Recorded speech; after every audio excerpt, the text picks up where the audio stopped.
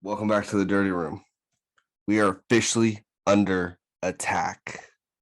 Last night, when I went to sleep, I was just laying there peacefully, minding my own business, snoring away. I'm not gonna lie, I snore. Yeah, I'm not ashamed of it.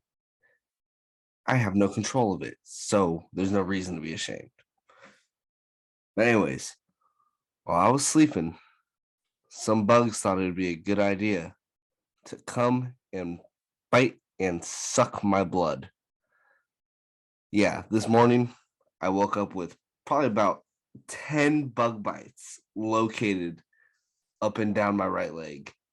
It was so annoying. I've got, let's see, one, two, three on my ankle, one on my calf, two behind my knee, and then I got three on my waistband.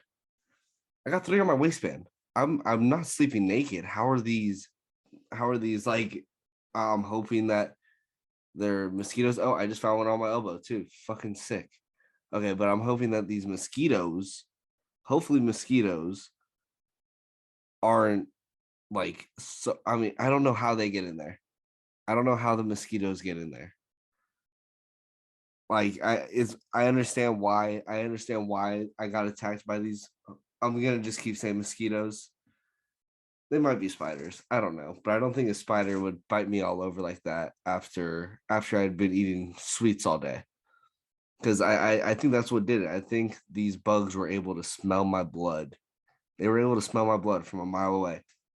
I I had such a shitty eating weekend.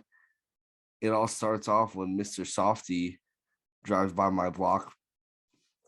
Okay, for those of you that don't know what Mr. Softy is, it is an ice cream truck that sells soft serve ice cream. Get your mind out of the fucking gutters. Then the next day, I go get I go to the habit. I go to the habit the next day. And I see that they have a new cinnamon toast crunch milkshake. And me loving cinnamon toast crunch, I decide I just have to fucking have it. I just have to have the cinnamon toast crunch milkshake because why not? And all I could say is very underwhelming on the milkshake.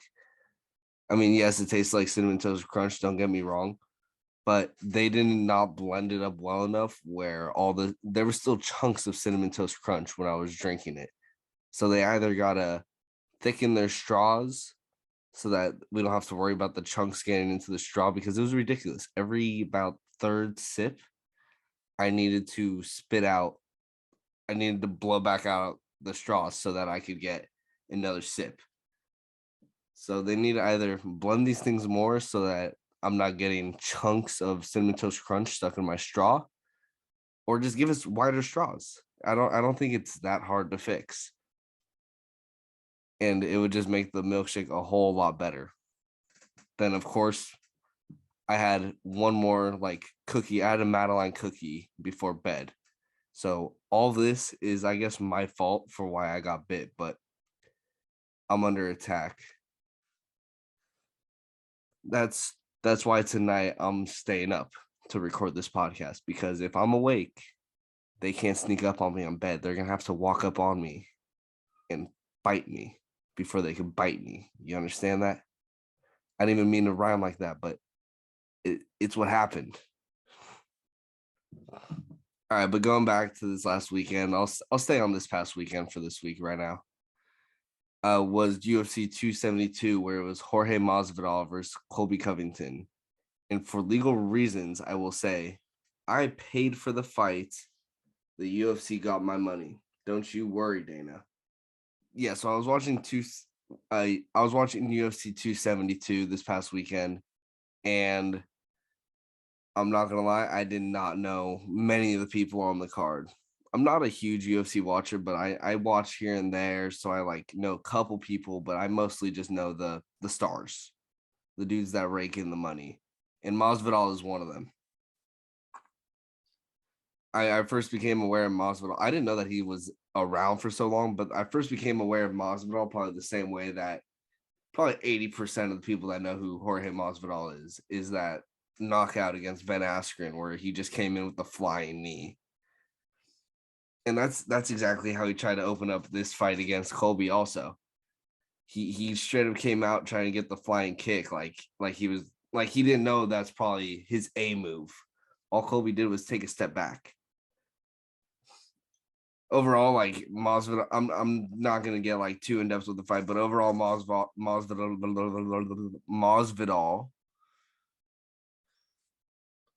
One more time, Masvidal landed a few like huge strikes where I thought, oh, he could capitalize on this, blah blah blah. But in the end, Colby just ended up getting on dude's back and just grappling the fuck out of him the entire fight to the point where where Jorge wanted to still fight afterwards. Like I don't blame him because if that bad blood is real, which it appears to be, I would not be happy if like we finally get in the ring with each other and you decide you want to wrestle.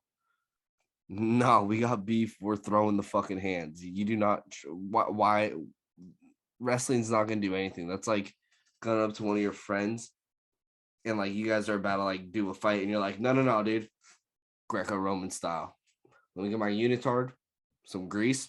I'll be back in 5. No, if you got beef with the dude, you're gonna throw the fucking hands. But of course, that wasn't the only fight. There was also the there were prelims. Don't get me wrong, there were prelims. It's not like all of a sudden this fight they're just deciding not to have the prelims. But I'm talking about the fight right before it, where it was the Dos Anjos and the Moicano fight. That one should have been called so much sooner. That one ended up going the distance. It went all 5, but Moicano was getting his ass beat up and down that ring during the 3rd and 4th round, where it just was ridiculous. I'm surprised that they didn't call it, and I'm surprised that they actually kept letting him fight even after he would make it out of the round. Because the first couple fights, it was a bit of a fight. Dos Anjos was kind of dominating, or he was winning the fight. But rounds 3 and 4, it was just straight up. He would take him to the floor and just pound away on this dude. And it was to the point where it almost seemed like he couldn't defend himself by the end of the 4th round. But the doctor took a look at him. He said he could do it. And the ref was like, all right, if the doctor says he's all right, let's just send him back out there. So he got his ass beat up and down that ring for a solid 3 rounds up the middle. And by the end, the guy that he was fighting didn't even want to hit him. He would take him down and literally just lay on top of him without striking. Just like looking at the ref like, are you going to call this? Are you going to call this? Please call this. I don't want to hit him anymore. Look at how bad he looks. Like he's had enough. Just call it. Let us go home. And then, of course, Moicano takes disrespect to that because he feels like he's getting pitied and starts to actually fight Dos Anjos at the end. Or that's just actually just being a fighter where it's just, it doesn't matter how down you are. You're just going to have that spirit to actually fight back, which I cannot relate to. If I was getting my ass beat that bad, I would have just accepted like, all right, yeah, I'm dead. I'm done. Jesus, take the wheel. Get this man off of me.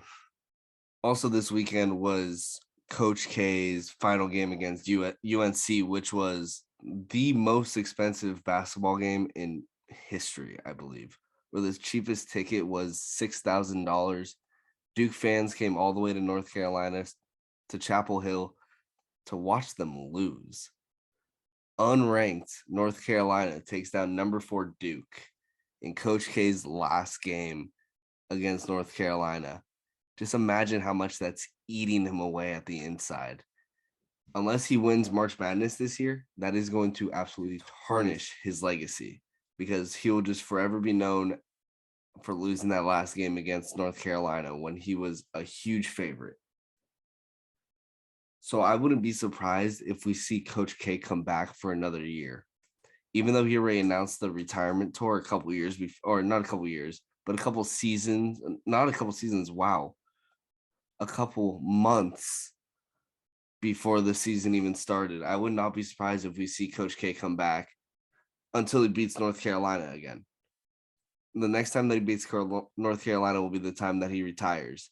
But until then, I'm not hanging up on the idea that Coach K will be back to Coach Duke. because that man has just too much of a self-ego where he can't accept losing that last game against North Carolina after making this whole season about him, really. Because what head coach announces a farewell tour and tries to make these schools? I mean, I'm not saying that he's like shoving his hand down these schools' throats and being like, give me special treatment.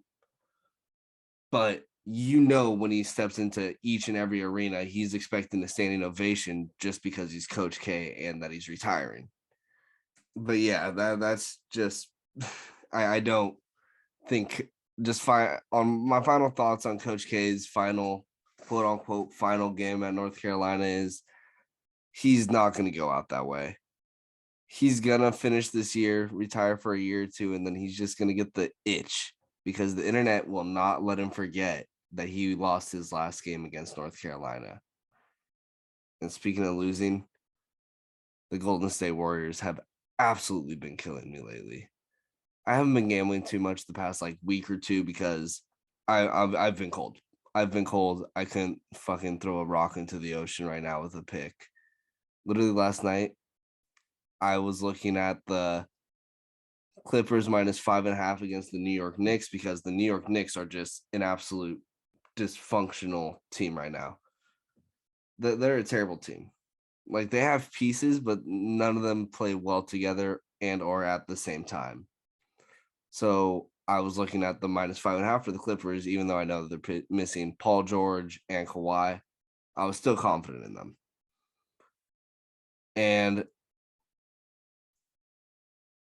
the Knicks blow the fucking Clippers out of the water. And for that reason, I decided I'm going to stay away for just a little bit longer. Because if I'm missing by that bad, I'm not ready to start putting money on it yet again. And the Warriors. Draymond being out is really the greatest thing for Draymond's career because it shows exactly how valuable he is. I mean, the Warriors have lost 8 of their last 10 games. Draymond's been out for 2 months. When he went out, I'm pretty sure we had the number 1 record in the NBA. And now we're 6 or 7 games behind the Phoenix Suns at the 2 seed. I think we might have even dropped to the 3 seed if the Grizzlies took over. But Draymond is announced to be back within the next week and a half. So hopefully that'll be able to fix the Warriors, get us back on track because we've been a mess. Our defense has been allowing 120 points a game for I don't even know how long. They were talking about it on ESPN, so I'm assuming it's been at least a couple weeks, at least 10 games. We've been allowing 120 points a game. And if we just can't match that scoring, we need Draymond back for his defense and then his playmaking. All right. I think I'm getting to the point where I'm ready to end this podcast. So let's get into the Tinder stories. I haven't found one yet, so I guess we'll find this one together. So I had to stop recording. I wasn't really able to find any good Tinder stories this week. I'll check again next week. Hopefully we can find some. If not, I'll need to find a new segment to fill time at the end of the episode. But yeah, I'll call it here. Make sure you like, subscribe, follow us at the DB Network on both Instagram and TikTok. We got the same shit for both.